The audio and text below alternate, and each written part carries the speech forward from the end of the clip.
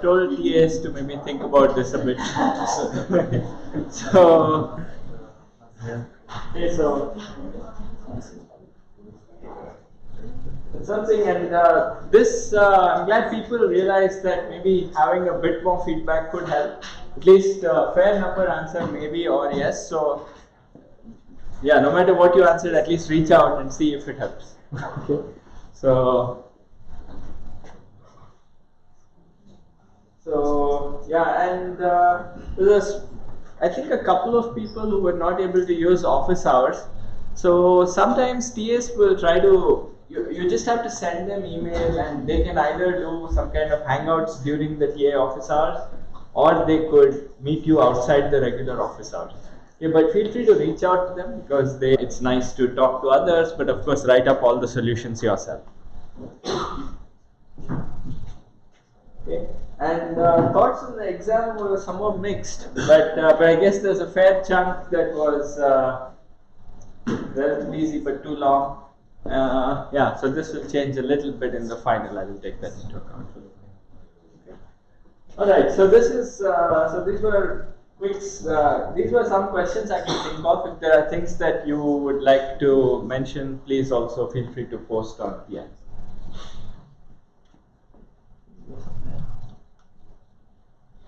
Okay. So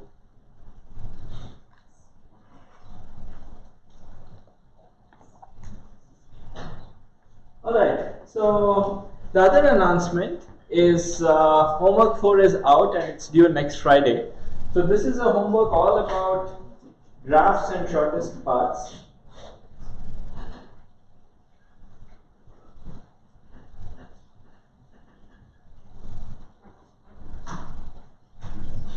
So if these aren't things that you are super familiar with, you should start early and talk to TAs and so on.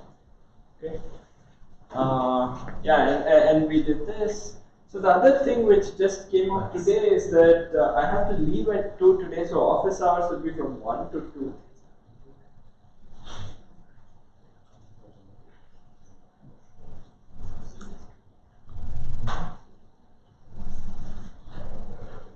Hey, can you post on Piazza saying that my office hours today will be from 1 to 2 now? Yeah, thanks. Yeah. Okay, so that's a mild change that just came up this morning, so I could not. Yeah. Okay, so alright, so these are quick announcements. Okay, so let's continue where we left off last time. So we were looking at randomized algorithms and we were looking at probabilistic analysis. Right? And we said that we saw a few examples where there was a trade-off between the running time and the probability of correctness. Right? And a couple of examples where we saw this was in things like identity testing, where if you run for longer, you can be more and more confident in your answer. There's always some probability of error. So that was the case in some of them. And then we said there are other problems which we called Las Vegas algorithms, where what you produce is always correct, but the running time is probabilistic. Okay? For this we saw the example of quicksort, where sometimes if you are very unlucky, quicksort could take as large as n squared time, but we saw that in expectation it takes only n log n. So these we call Las Vegas algorithms.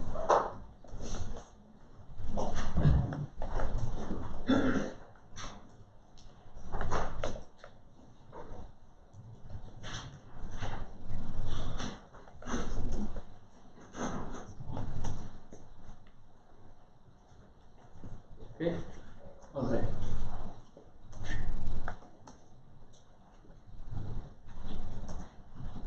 And just to recap, the quicksort algorithm was very simple. So all it does is you're given, I mean, of course, the problem is sorting. So you are given an unsorted array, your goal is to sort it. And now you pick a random element, you call it the pivot. Then we split the array into 2 parts, things that are less than the pivot, things that are more than the pivot. Okay.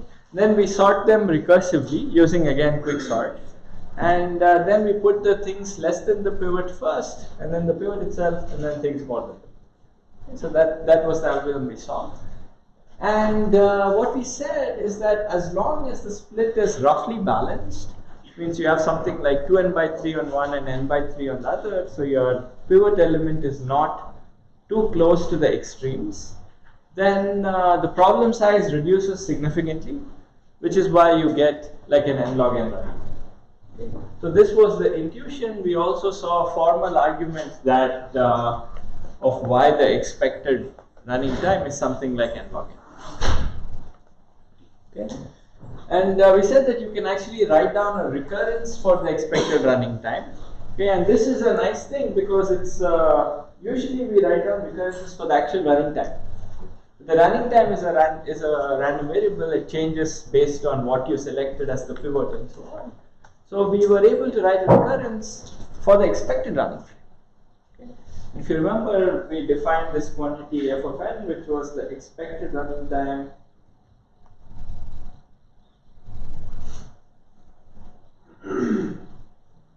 on array of size n. Then we had a recurrence that basically expressed f of n in terms of smaller f of smaller n's, okay? Just like a usual recurrence. And that's something nice. And we saw that in order to do things like this, we often use this trick, which is called the law of conditional expectation. Which is that if you have a random variable x, you want to compute its expectation, you don't have to go by the definition. So the definition of the expectation is just again, we saw this last time. It's just integral over all possible values of x times probability that capital X equals 1. But this definition is too painful for using in a lot of applications because I mean, if your x is the running time, so then you have to answer questions like what is the probability that the running time is some 5 log n plus 4 or something like this, and that would be too hard to answer, right? Because there are lots of cases that could lead to that and so on. So that's why it's much nicer to use something like this, and this lets us end up with a recurrence for the expected. Alright, so actually today we'll see more tricks of how to evaluate expectation. Okay, so yeah, so typically you use anything but the actual definition of expectation. So you use different ways to find it.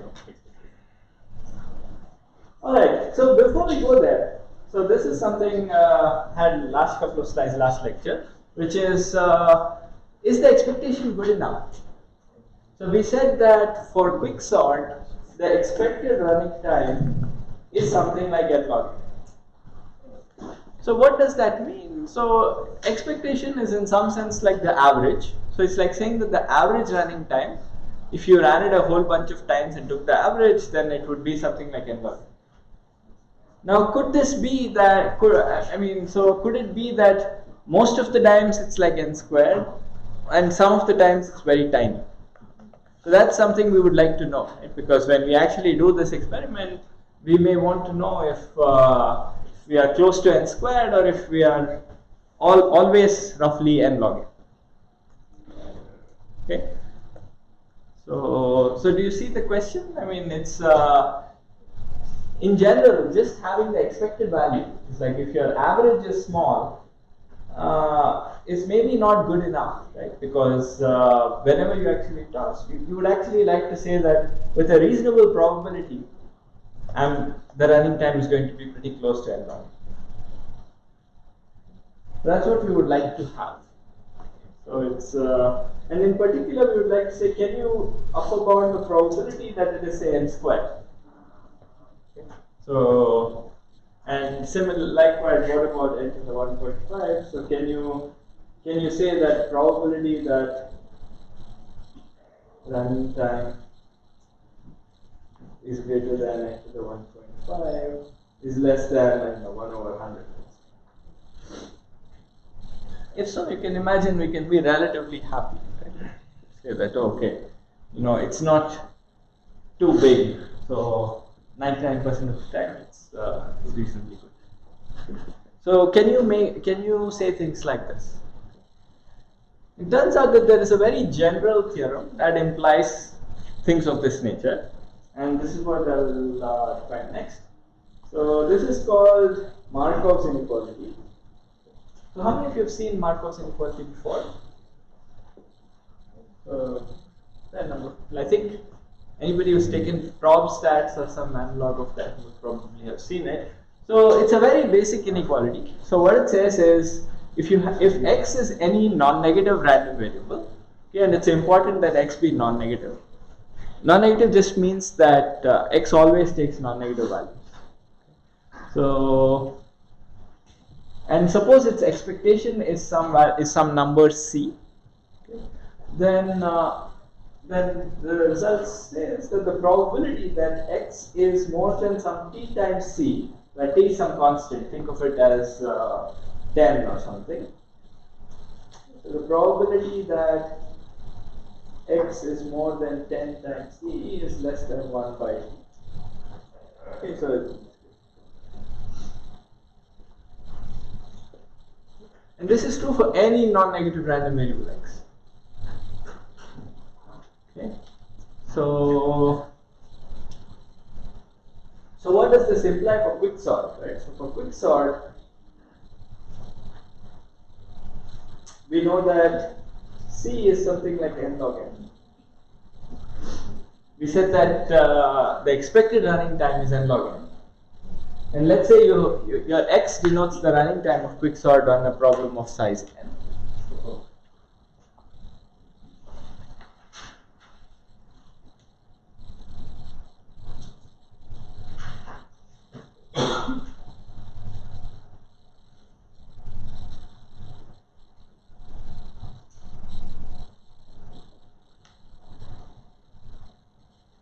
Okay, then you have the expectation of x is n log n. That's what we said.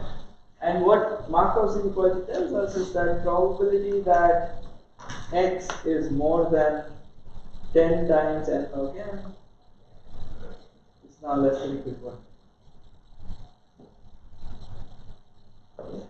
So this is a pretty nice statement, right? Because it's saying that the probability that you are somewhat bigger, like 10 times bigger than n log n, is only something like 0.1 or smaller. So is the implication for quicksort clear?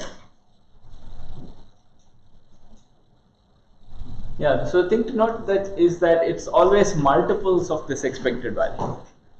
Yeah. So with our expected value n log n, that was big O notation, and we take away any kind of scalar value that might be attached to that. Yeah. Do we have to worry about that in this sort of problem? Yes.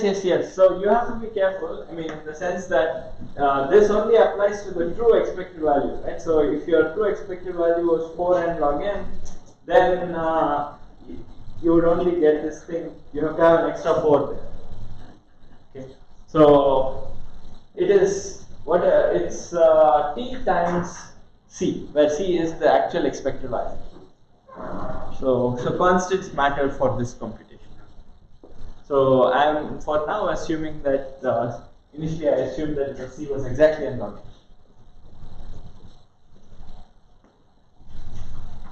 Right? But yeah, so this is just a simple mathematical statement. It just says no matter what its expectation is, if the expectation is c, then for any t bigger than for t bigger than equal to 1, you have this thing. That probability that x smaller than t times c is less than equal to 1.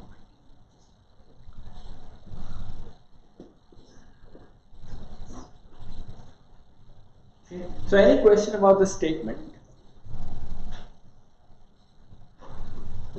Yeah. So we could set t equal to like n over log n. Yes. That kind of show its behavior in n squared. Is that the idea here? That also could, yeah. So for instance, if you want to answer this question, yeah, let's do that. That's a good exercise. So what he's asking is, suppose, can you answer this question, right? So how do we upper bound the probability that x is more than n squared? Right? So how would you do that? So let's do.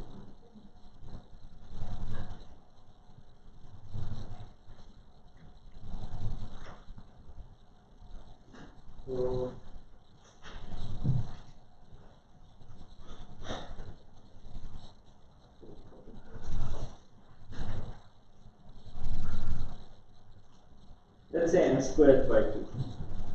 Remove 1. So let's say let's say I want to get a bound on what is the probability that x is more than n squared by 2. Then what would I do? I know that expectation of x, which is what we called c in the previous slide, was equal to n log n. So I will set t to be equal to something where I would get n divided by 2 log n. Let's say I set t equals n divided by 2 log n. Okay. Then now if I use Markov's inequality, then I get that probability that x is more than t times c is less than equal to 1 by t. So if you plug in if you plug in t, if you plug in c and so on, then you get that probability that x is more than n squared by 2 is less than or equal to 1 by t, which in this case is like 2 log n divided by n.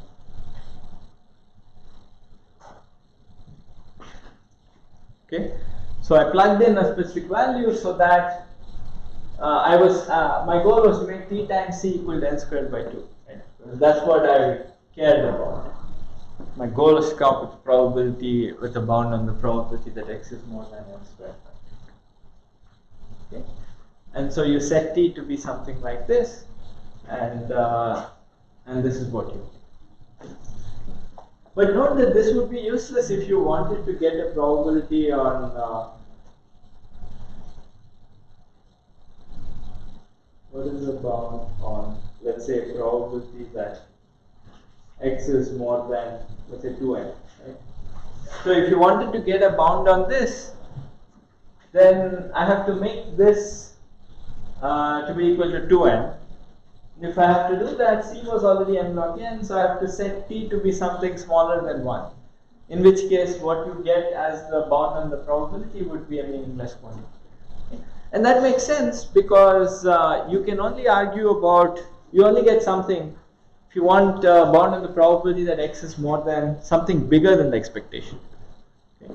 As you can imagine, if a random variable is always equal to its expectation, right? So this is 0, this is some expected value.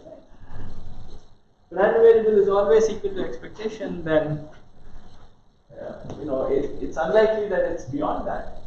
But you can't get any non-trivial bound that it is let's say more than half its expectation. Right? So you just get the trivial bound of 1. Okay? So just think about this.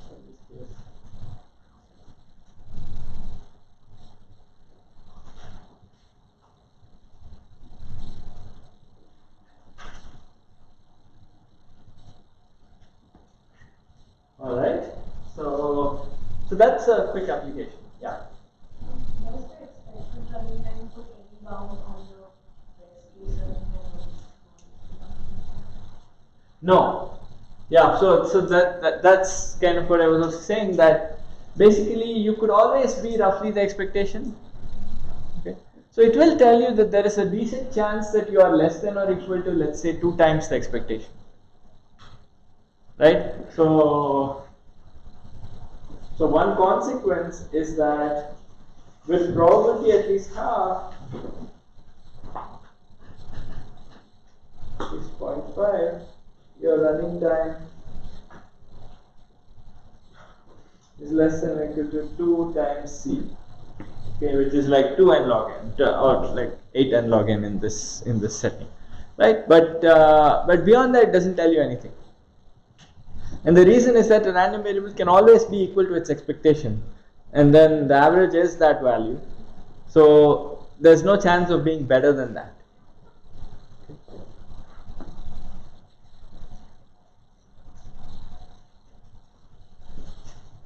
All right. So this is Markov's inequality. It's actually very simple to prove, but I don't want to prove it in class because I don't think it's very, I don't think it adds too much value. It's a simple mathematical statement, and you can look up its proof on Wikipedia. So, all right, so this is fine, right? But one thing to note is that it's not very strong, right? Because it tells you that that the probability that you have, let's say, 40 n log n is 0.9. But in practice, you may want a probability that's much higher than 0.9. Right? Like you may want a probability of failure that is like 0.0001 or something like that. And if you want to get such a bound using Markov's inequality, you have to really make this t be very, very large, in which case the bound you get is not great. Okay, so is there a way to boost probability, right, just by using Markov's inequality? So, can you guys think of something? Like, the answer is out there, but yeah, so what if we want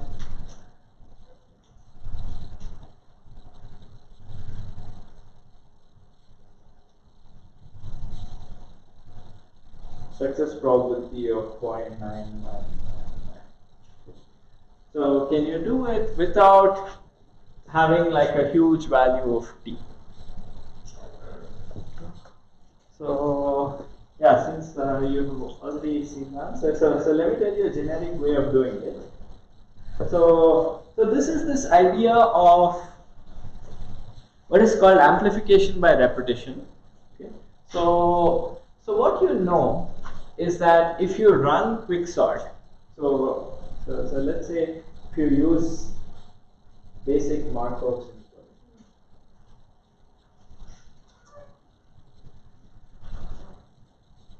and the goal here is to get a bound better than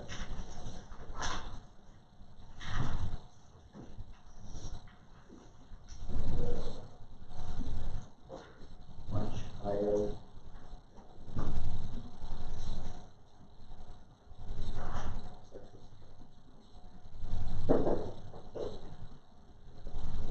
And what basic Markov tells you is that probability that x is more than 2 times n of n is less than equal to 1. So this is what we saw before. The probability that it's more than 2 times n log n is less than. So now imagine the following algorithm. So you start running quicksort and you keep track of the time. Okay? And if the number of steps exceeds 2n log n, you just halt it. Okay? Just declare failure. Okay? And then you try reapplying quicksort. Okay? And keep doing until you succeed. Okay? So is this new algorithm clear? So this is just start running quicksort. So this is like let's call it impatient quicksort. Okay.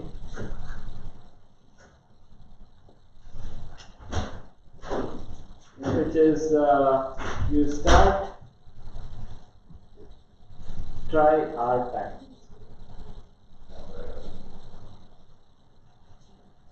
Where r is something which is a parameter. Think of it as yeah. Actually, let me be concrete. Let me say r equals 100. Try 100 times. Run quicksort for 2n log n steps.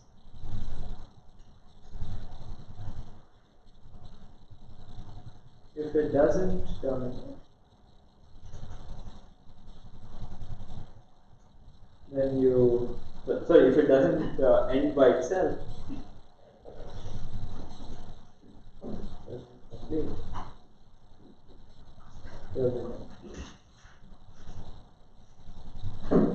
and then you go back to try. Okay. And at some point, if it completes, let's say you quit. Okay.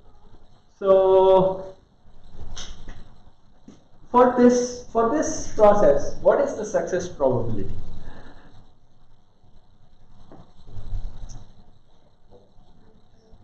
times should happen? Yeah, so actually I maybe you don't try all the times. If it doesn't complete, terminate. If it completes, then you've succeeded, right? You've already then Oh. because you've already sorted the array. Okay. So if it completes, then you break.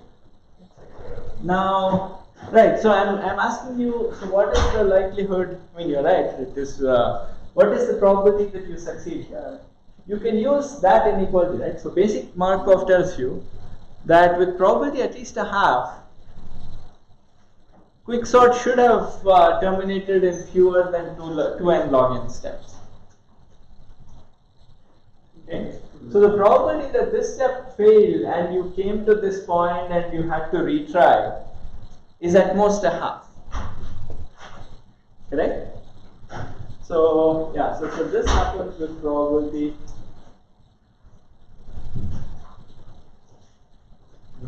Now you try this 100 times, right? So what is the probability that you have always failed? Yeah, so it would be something like half to the power of 100, which is super time. So it's the probability is you fail all the time.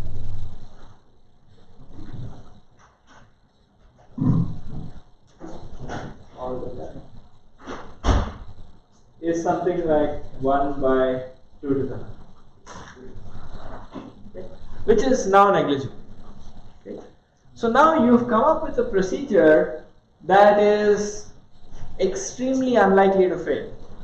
Okay, but now if you look at how many times this, what is the total running time? So the total running time is just you're doing 100 times and you're doing 2n log n steps each time. Okay. So this is only something like 200 times log n, right? N log n. So the total running time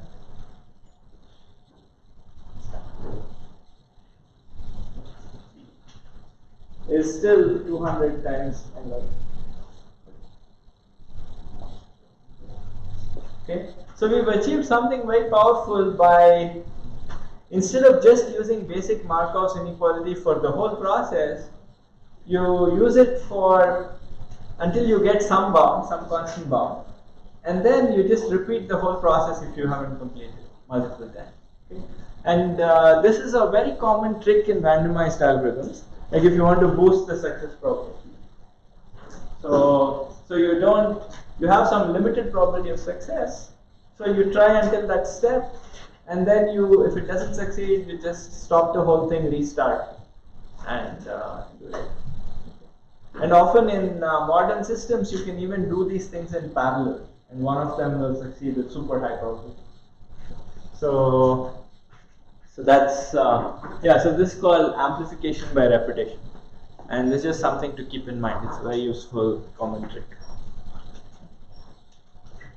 Yeah. Do you like most common programming languages implement quicksort this way, do you think? Or not necessarily? Good question. I don't know. Yeah. I'll Google it. Yeah. If it's yes, let me know. I can use it next time. Yeah. So, say it runs the first time. The second time, does it run on the completion of the first, or does it run on the original? Yes, that's a good technical question. So yes. So the way I stated it, it runs on the output of the first. But it doesn't matter because for the analysis of quicksort, it doesn't matter where you start, right? So this bound that you have by Markov holds no matter what. Now you could argue that maybe the next time you start with a semi-sorted array, so maybe life is easier. But we are not even taking advantage of that. Okay. So yeah. Yeah, but that's a good.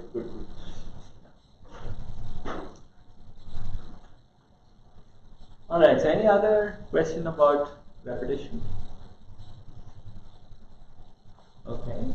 So good. Yeah. So let's now go on to the next topic. Okay. So which is I wanted to talk a little bit about hashing because this is something all of you would do, and it's good to know the limitations and kind of the background behind hashing.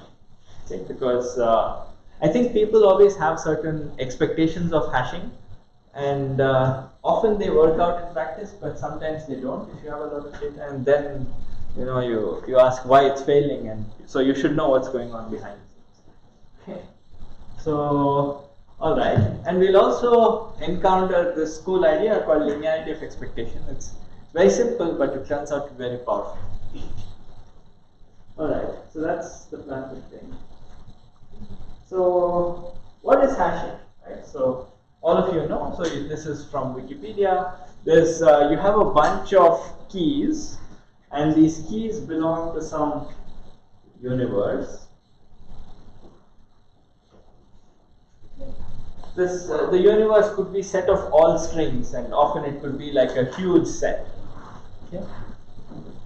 But you have a few keys from this universe, and now a hash function is something that takes the keys that you have, that takes a key and maps it to some hash value. Okay? So these are hashes belong to some set which I will call values. Often these values are a small set, like maybe the range 1 through 100 or 1 through 500, something like that. Okay, so that's a hash function, and the whole point is how you implement such a thing, right? So what is this black box that's in the middle? Yeah, green box that's in the middle, right? So that's what we'd like to understand.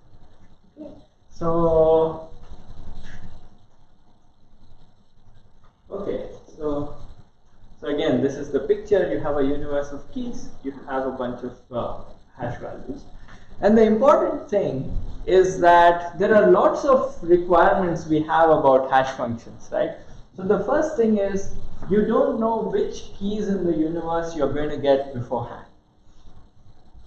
Okay? So you have to have a function, the h function should be able to take an arbitrary element of the universe and map it to one of the values. Okay, so in this case, this could be all strings in the world. Right? So that's a big set, and you want to map it to a certain set of hash values. Okay. So you don't know the keys beforehand. The other thing we would hope for is that computing h is easy.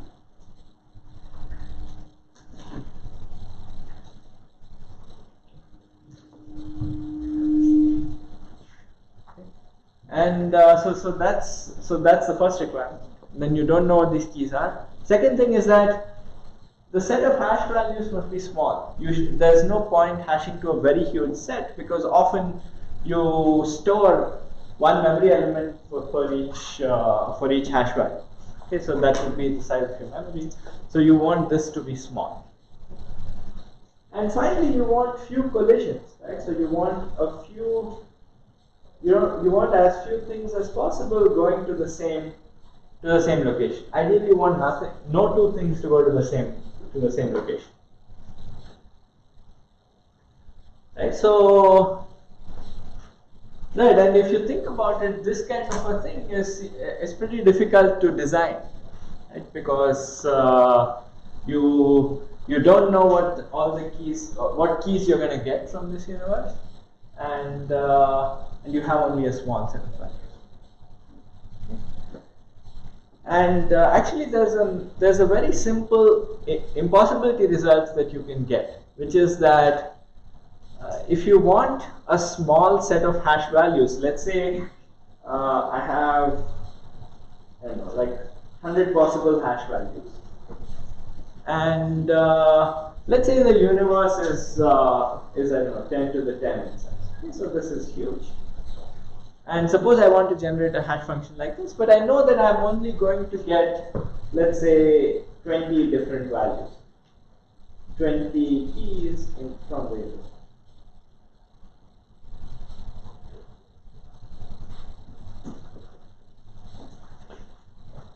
Now, you can hope that h will, I mean, there are only 20 keys and you have 100 possible values, so you can hope that h will map everything so that there are no collisions, right? There are no hash collisions. But if you think about it, for any given h, okay, there are always going to be lots of things on the left that all map to the same element on the right. Right? Because there are just so many more elements on the left. There are 10 to the 10 elements on the left, and there are only 100 values on the right. So there have to be lots of elements that all map to the same hash value. So no matter what your h is. So once you are given an h, it's very easy to come up with some set of keys that will totally mess up your hash function, right? So that maybe all of them go to the exact same hash value or something. So in this sense, having all the properties without knowing what these keys are is impossible. So this is why there's often some kind of randomness that's built into this hash function, so that you can get some kind of a bound that, okay, I have some fair amount of confidence that given some data set, the hashing is going to be good. Okay. So that's why designing hash functions can actually be quite tricky. So with that in mind, so is this point clear that if you want all the benefits, then it's not possible. I mean, you can't hope for all of these possibilities. All you can hope for is that given some data set, if your hash function had some randomness in it, then it will have all the good properties. And in fact, for most practical hash functions, I mean, you can come up with some kind of hacks so that you can get bad collisions. Okay, so. And then as you can imagine, that's a game where people have tried to come up with hash functions where that is difficult to do, and so on. But still, collisions happen, as you know. All right. So to understand more of hashing, we'll consider a somewhat simpler process first, and that will help us then talk about hashing. Okay. So let's. And this notion of balls and bins. Okay. So. Actually, yeah, how many of you have seen these balls and bins analysis before? Okay, so some of you maybe, did you see it in your undergrad? Yeah, okay. Alright, so the question is very simple. Okay, so you have n balls and m bins. Okay, if you think of n and m as being roughly the same. And imagine, and each ball has an identity. Right, so it's like B1, B2. Yeah. So they're distinguishable balls, and each ball you throw it into a random bin, okay, independently, uniformly at random. Okay, so where you throw one ball does not depend on where the other guys landed up. That's what it means by independent. And uniformly at random. Okay, so every ball has equal likelihood of ending up in every bin. So that's a simple process. Now suppose I ask you, what is the expected size of a given bin? Intuitively, what is the answer?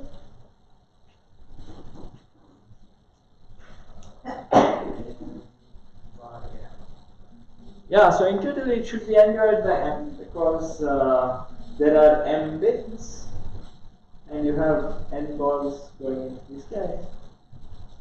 So if you look at a bin, this is going to get, there's a 1 by m chance that each ball goes into a bin. So you expect that n by m would be the expected.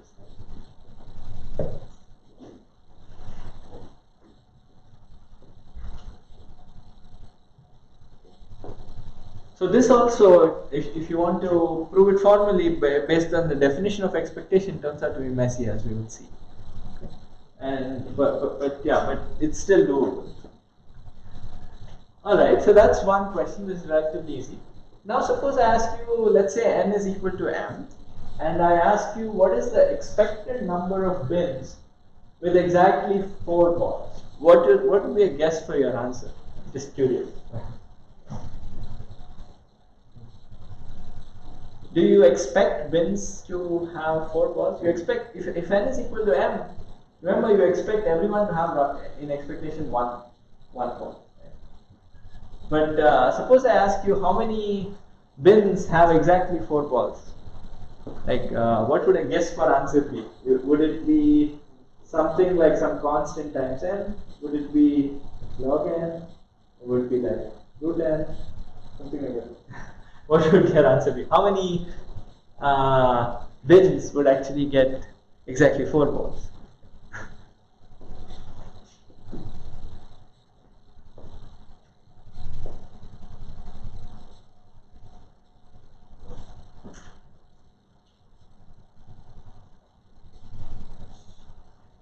Maybe if it's 4 pins and 4 balls. Because n equals n. No, that's not what I'm asking. N is some large number, right? So n is some large number and m is equal to that. And things are thrown randomly. So occasionally there'll be some collisions, right? Because, but what I'm asking is, would you expect lots of bins to have like 4 different balls? Yeah. If n is equal to m, the expected number of bins would be 0, wouldn't it? Expected. Yeah, so what he's saying is, I expect every bin to have exactly 1 ball. Therefore, it makes intuitively you would think that you would not have any bins with exactly 4 balls, because the expected size of each bin is 1, right? But turns out this intuition is totally wrong, as we will see. so in fact, there will be some constant times n many bins with 4 balls. Okay. So this is what we will see. And we compute the probability for each bin have the 4 bin. Have 4 balls. But, Exactly. Each bin is independent. So yeah, you just need to sum up all the probability. exactly. So that's what we will do, and we will formally do that by using linearity of expectation. Okay. Yeah. Yeah, but I think it's somewhat non-intuitive at first sight that there are roughly n balls with n bins that have balls. And then you can also ask, suppose again n equals m and both are large. What is the probability that there exists a bin, that some bin has something like log n different balls? This you would think is super unlikely, right? Like, yeah. But it turns out this in fact is super unlikely. But if you go a little bit below this, to let's say square root log n, then there are actually bins that have square root log n. Okay. And we'll have a generic calculation that answers all of these questions. Okay, so that's what we'll see today. That's the plan. Yeah. For the second bullet point, could we use the Markov's inequality to... Exactly. So I was going to ask if can the answer be, suppose I ask you, can the answer for this one be n by 2? Okay. Then you can use Markov's inequality to say that the answer has to be at most n by 4. Okay. So you will get, so what he's asking is, if I take any given bin, I know that the expected number of balls that it will have is 1.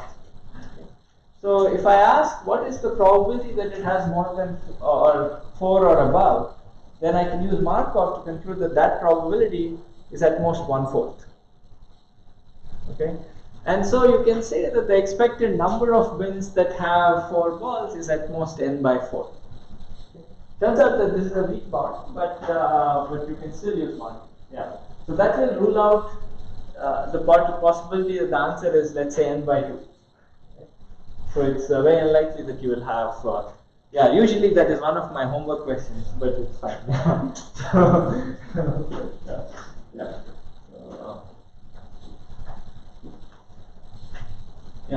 So Markov's inequality will rule out the fact that that you have, let's say, n by 2. Okay. So any other comments? All right. Okay, so let's now answer these things. Let's start with the easiest question, okay, which is what is the expected size of each bin? So I have n balls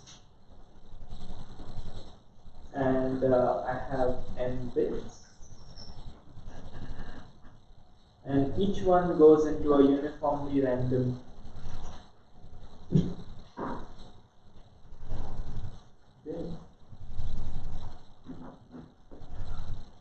Okay, and now I'm asking the opposite question. Given here, what is the expected number of balls it will get?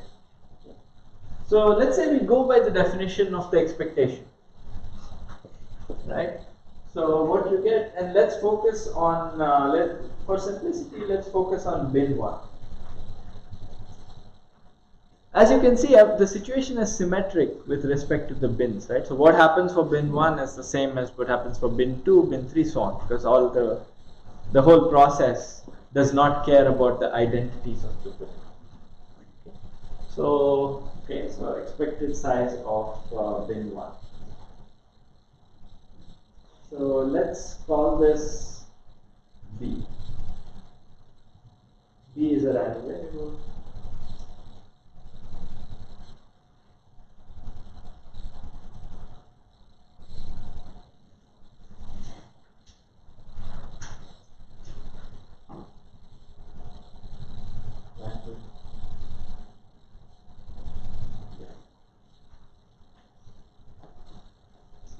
Okay, so B is a random variable.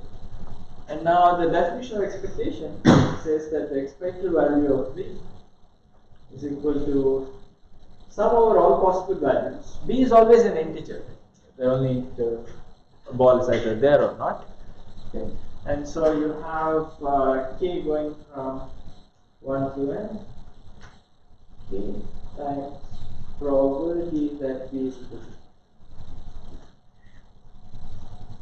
This k times the probability that bin 1 got exactly k of the balls. So this is the expectation. Okay. So how do you simplify this? So we need some kind of an expectation, some kind of an expression for this quantity. Now, if you think about it, this is a little bit of a mess, right? I mean, actually, we will do this a little bit further in the lecture, but as such, this seems a bit messy, right? Because how do you evaluate the probability that bin 1 got precisely k balls?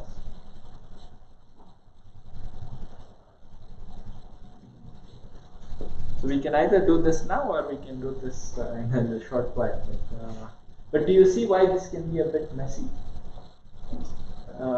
Because, yeah, in principle, what you should be thinking of is somehow you should look at any choice of k balls, and you need to compute the probability that these all go here and everybody else goes to a bin other than bin 1. Okay. That's when bin 1 would end up with exactly k balls. Okay. So yeah, so this is a bit of a mess, but in this case, it turns out to be a nice way of doing this. So yeah, and this is something that is a model from last week, and this is something you should always remember: never compute the expectation using the definition. Okay, so you should try to see if there's a nicer way of doing it. Okay, so. Okay, so in this case, it turns out that instead of dealing with this random variable B, writing B as some sum of random variables turns out to be nice. Okay, so we will see that in a bit.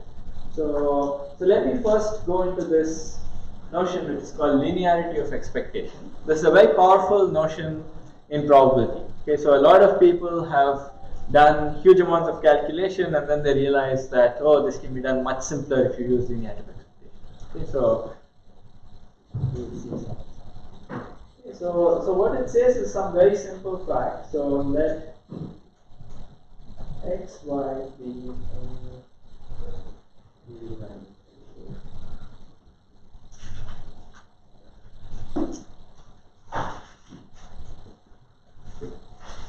so the important thing is that they could be dependent.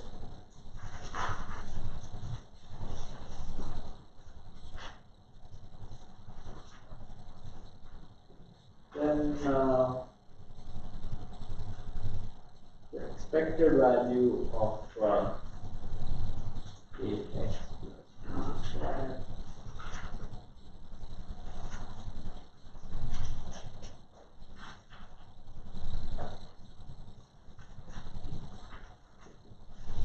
Okay. So yeah, think of AB as 1 if you prefer. Right? So it's just saying that expected value of x plus y is expected value of x plus expected value of y. And so that's why it's called linearity, because if this were some linear function, then a linear function applied to a sum of two things would be the sum of the function applied to two. So that's why this is called the linearity of expectation. Okay. So it is, and the cool thing is that this is true irrespective of whether x and y are dependent or not. Okay. So for example, if let's say I look at,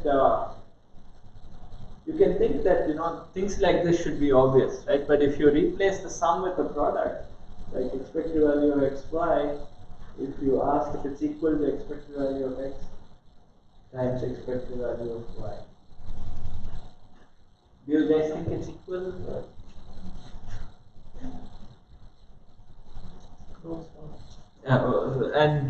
But are there special cases when it's equal? If one of them is constant. Sure, one of them is constant, is true. Yeah, so this turns out to be true actually whenever x and y are independent. Okay, so whenever x and y are independent of one another, even terms like products would be equal. Okay? But the nice thing about the sum is that it's all that you always have that initial. Okay? So yeah, x and y could be any random initials, and you can have that. The proof of that is actually deceptively simple, as you can imagine, because it's a fairly simple proof, but it's still a very nice fact to know. And the way at least I think about this is that the main use of this is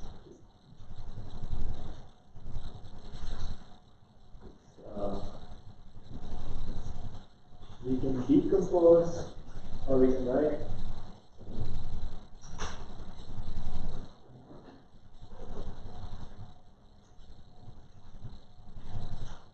variables as a sum of simpler random variables.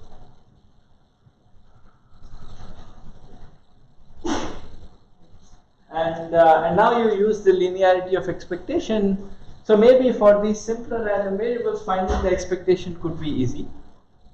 And then you use linearity of expectation to compute the expected value of the more complicated random variables. So we will see how that works in this simple example that we started. But first, any questions about this slide?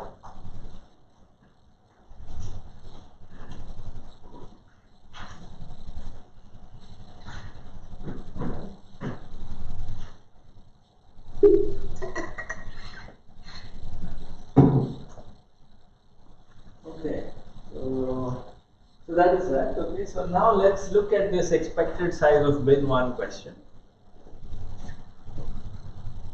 Okay, so now what I would like to do is you have these n bins, and my goal is to find out the expected size of bin 1.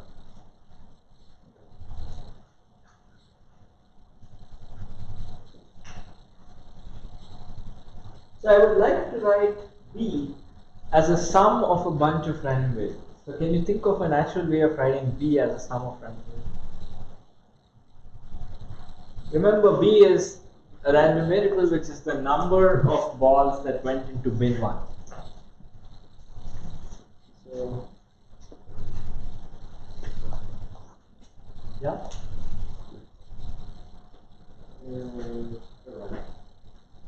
You can take a guess. Well, some sort of like inverse, like 1 minus the number that the numbers are run into all the other ones. Yeah, so that's one way of doing it, right? So you can say that if you have to go into bin 1, you can say that it's n minus the sum of the number of things that went into each one. So that's one way of doing it, but that doesn't. Maybe that also gives you one way of doing it. So let's see. It's actually a solution that I have not seen before. Maybe it works too. It's so what he's saying is, bin one, B1, let's call it, this is, let's define BI to be random variable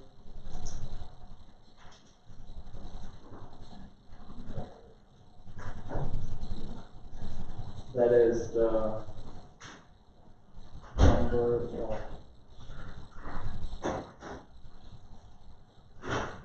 bin I. Okay, so now you know that bi is equal to n minus the sum of j not equal to I of the j. And you know that this is true also of the expectation. And at least if you use symmetry, this problem is now very easy, right? So if you use the fact that, now you could apply linearity of expectation here. So you get that expected value of bi is equal to n minus sum over j not equal to I, expected value of bj. And now you take this over to the other side, so you basically get sum over all j of expected value of bj equals n. And now if you use symmetry, there are n terms on the left, so each term has to be equal to n divided by m. Okay, so that's another way of solving the same problem. Okay, so using symmetry,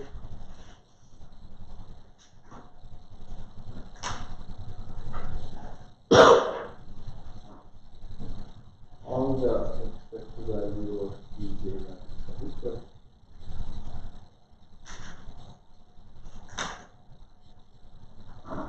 implies expected value of bj. Because there are m terms in this summation, sum of all, and they're all equal, and they sum up to n, so each one has to end up. Okay, so this is another way of doing the same thing. Yeah. Where did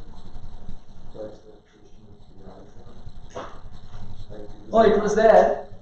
It's just that so this is sum over everything except I, and this sum over everyone. Yeah. Yeah.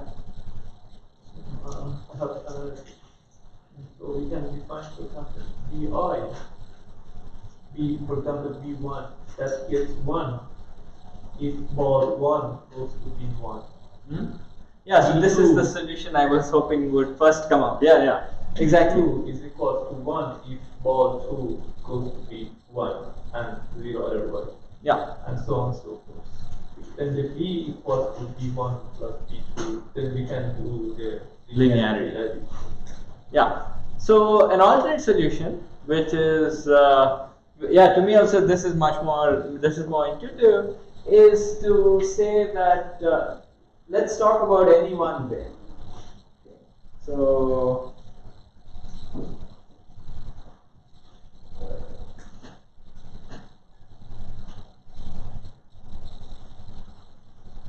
so let's take bin 1.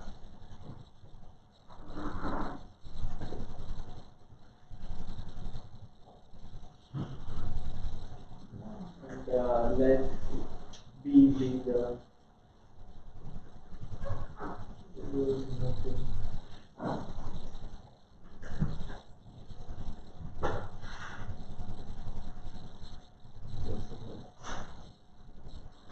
okay. And now define x1 to be, this is now a very simple random variable. Okay, so x1 is a random variable that is 1 if ball 1 went into bin 1 and 0 otherwise. Okay, and same with x2 if ball 2 went into bin 1 if ball 2 went into bin 1, 0 otherwise. So each of these are random variables. Can you now express B as a in terms of x's? Yeah, so B is simply the sum of all these random variables. And so we always have b equals, by definition, b is equal to x1 plus x2, so on up to xn. So there are n balls and you have n of these xi values. Yeah. Shouldn't they all, oh, sorry, x2 is 1 if ball 2 went into bin 1. Yes, yes, yes. Okay, sorry. Yeah, all of these are bin 1. Yeah, maybe. Yeah. Yeah, so I would like to say that that xi is 1 if ball I went into bin 1.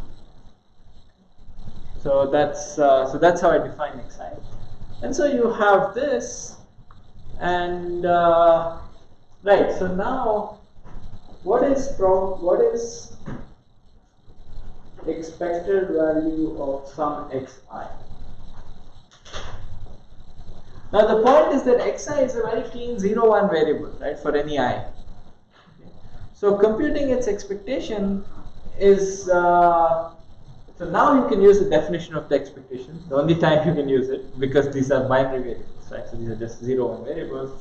So this is by definition, so this is equal to 0 times probability that xi equals 0 plus 1 times probability that xi equals 1.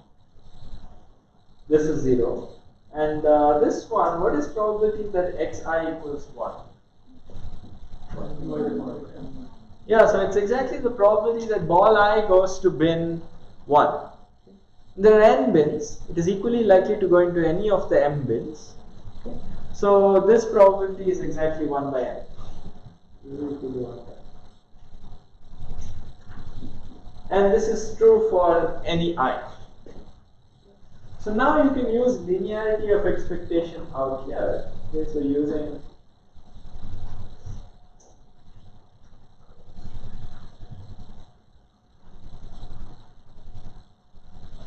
X with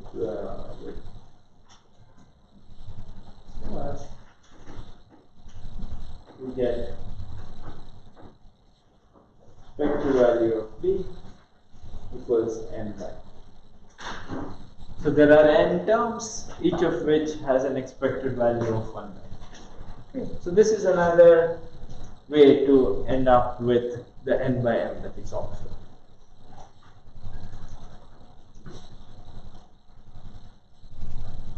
Alright. So again, this is it's very simple. It's just using the fact that you could write b as a sum of 0-1 variables. For 0-1 variables, computing the expectation is relatively easy, and it's just probability that's 1, and then so that's why this happens. And this is a computation that many of us do intuitively without thinking. So it's just that this is a somewhat formal way to do the same. But if you were to do this computation by looking at the definition, then it's somewhat of a mess. Okay, so this one is a bit more messy to do. Alright. So that's one question. Alright, so let's go on to the second question. Okay, which is, what is the expected number of bins that have exactly 4 balls? Right? So this is the question I asked. And note that first you have to think of what is the random variable whose expectation I am asking for. Right? So the random variable now is the number of bins that have exactly 4 balls. Right? So, and I'm thinking of n equals m in this case first. So you have n balls.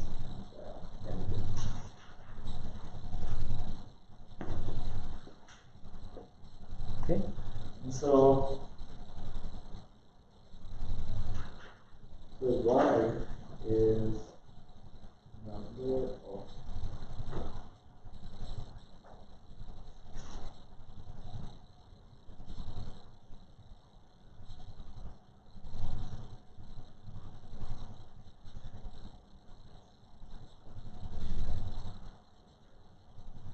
and we are asking for the expected value of 1.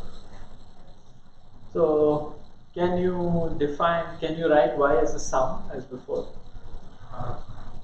Yeah? I guess like it should be like one of the bounds should go to the specific bins, and then ANDing instead of summation, which means multiplying, other 3 balls going to the same bin. But so you're trying to compute what? Are you trying to compute the probability that one bin receives 4 balls? Yep. Okay, but first, how is that relevant to the question that we are first asking? Like the question that we would like to answer is, what is the expected number of bins that have exactly 4 balls? I'm not yet asking you what is the probability that one bin gets. Yeah, because like if you just for one bin, then you can expand the other bins. But these are dependent, right? So one thing that immediately you will think, that needs to strike you is that if one bin gets 4 balls, now the other bins, there are no longer something like n balls going into those bins. 4 are already gone, right? So now there are dependencies between what happens in different bins. Okay, so if balls 1, 2, 3, 4 go into bin 1, then these are no longer available to go into this.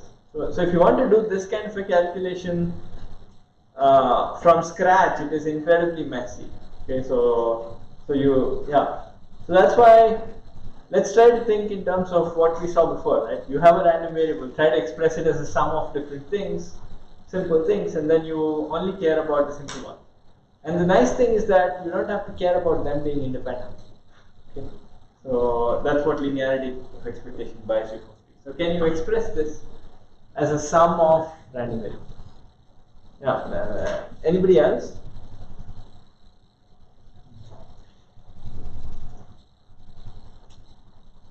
So if you had to express y as just sum of sum, right?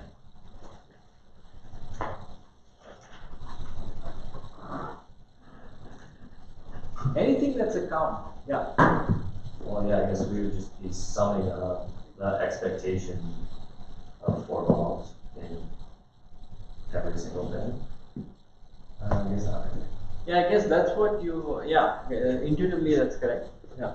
We can define the same thing, right?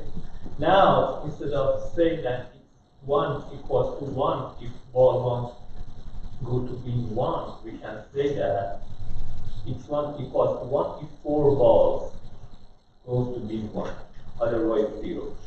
Yeah, so this is a trick you can use for any counting. Okay, so y is defined as number of bins, which is number of things on the right that have exactly 4 balls.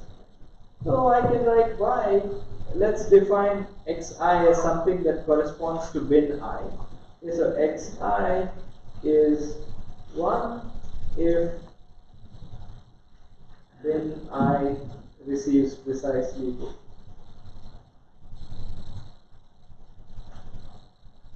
4 balls and 0 otherwise. Okay. Now by definition, y is equal to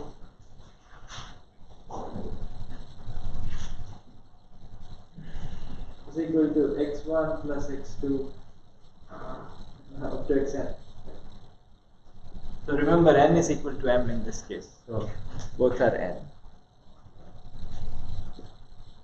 And yeah, so anywhere you want to count, you want to know what is the expected number of events that happen, you can just have an indicator. So these kind of 0, 1 variables are called indicator random variables. They are either 0, they indicate if an event has happened or not. So you can write it as a sum of indicators, where you just say it's 1 if bin I belongs in the sum and 0 otherwise. Bin I contributes to the sum and 0 otherwise. And you can just write, by definition, this is true. Alright, so this is fine. Right? So now you have an expression like this. And now you can use linearity of expectation to get implies expected value of phi is sum over I going from 1 to n. Expected value of x. So this is all fine. So now what is the expected value of xi right now? There's n bins, right? So it should be xn. Yeah. So I'm thinking of n as n equal to m in this case. Yeah. So yeah, this one and the next I'll just think of n equals m. Otherwise it will just be m. The computation, as you will see, will become a bit more messy if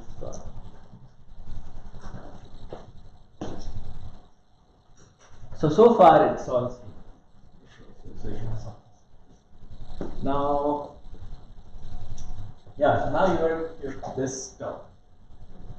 So now how do you compute a term like this? So what is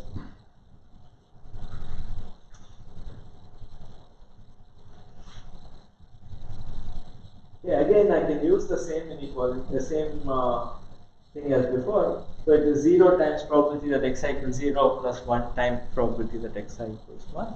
For any 0, 1 variable, this statement is true. And so all you have to do, so this is exactly the probability that xi equals 1. Okay. So, but this is not as easy as before, right? So now this is saying, what is the probability that bin I receives exactly 4 balls? How do you compute such a quantity? Yeah. Let's see. Yeah. How would you compute? If you're just throwing balls randomly in bins, what is the probability that some bin receives exactly 4 balls? This is some counting problem. You have lots of ways in which you can throw balls into bins. Yeah. You could start by trying like the first 4 balls into bin 1 and the last n minus 4 balls and not into bin 1. Right. So let's say I look at bin 1 and he's saying, some of the balls, some 4 of the balls have to go into bin 1 and everybody else has to go into bins other than bin 1. Okay. So that's the only way you can have 4 balls going into bin 1. Right? And which 4 you choose here can actually be any 4. Right? And you would have the same computation. So it turns out, so that's a good idea and you can use that. So it's number of ways of picking 4 balls on the left. That's n choose 4. Okay. So there are n choose 4 ways of picking 4 balls on the left. And you want all 4 of them to go into bin 1. What is the likelihood of that? 1/n.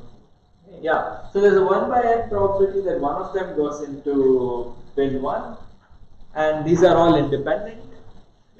So there's 1 by n to the 4th probability that all of these guys go into bin 1. Now the rest of the ones should not go into bin 1. Correct? So they should go into any of the other bins. Yeah. Shouldn't it be 1 over n? Oh right, I'm thinking of n equals m. Okay. So I have always, but this is a good point. Maybe I should have put this also in the title, but I wrote it on top. Yeah. So it's, so we are thinking of n equals m, so it's exactly that. Okay. And times the probability that everybody else goes outside. And what is the probability that everybody else goes outside?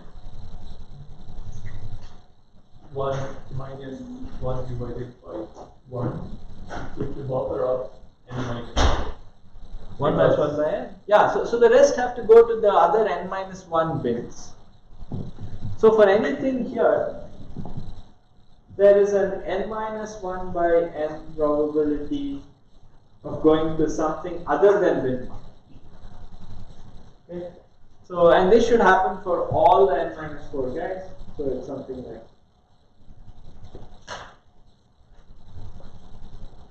Okay. So yeah, so this is basic combinatorics. So even if you don't fully understand it, this is fine. Okay. So this turns out to be the expression. Okay, so the probability that xi equals 1 is something like n choose 4 times 1 by n to the 4. Now, this is a little bit of a mess. So let's do this.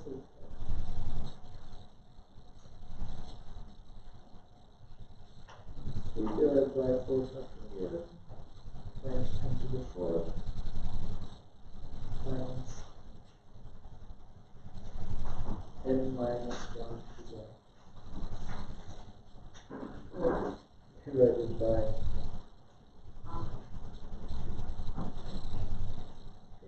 I'm just simplifying this, nothing deep going on. Okay. So if you think of n large, what do you think this expression would be? Like just intuitively. Yeah, so everything apart from this 1 by 4 factorial, you expect it to tend to 1, right? Because there's like n minus 1, n minus 2, n minus 3. These are all very close to n. Okay. And these divided by n minus 4. So I'm being a little hand wavy here, but you can actually prove that this is some constant. Okay, so it will not be 1, it will actually be a constant less than 1, it will be close to 1 by e. Okay. So this will turn out to be a constant. It will turn out to be a constant. Roughly 1 by e. But the point is that this 1 by 4 factorial remains. Okay. So, and that's 1 by 24. So the expected value of xi, which is probability that xi equals 1, turns out to be some constant. Okay, so this is something like 1 by 80 or something. Okay, so but my point here is that I'm pretty sure this computation is wrong, but this 1 by 80 is wrong, but you can verify that. Okay, so it will be some constant is my point. Okay, and so what does that mean, right? So it means that probability that each xi is 1 is a constant. Okay, and this means that expected value of y is actually n divided by something. So whatever that constant is. Okay. So what this says is that the expected number of pins that have exactly 4 balls is actually some constant times n. It's like n divided by 80, constant. And that's as you observed, it's a somewhat surprising fact. Okay. All right, so let's stop here, and next time we'll see the other.